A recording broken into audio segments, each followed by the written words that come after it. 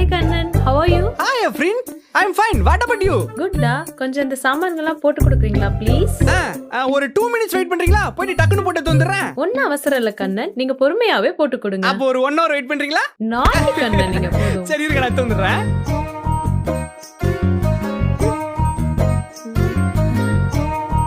எங்க பாக்குறான்?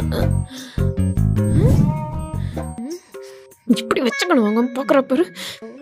ஏங்க எங்க உங்களை தான் என்னங்க எதா சொன்னீங்களா? ஏதாவது சொன்னீங்களா? சரிதான். உங்களதான்.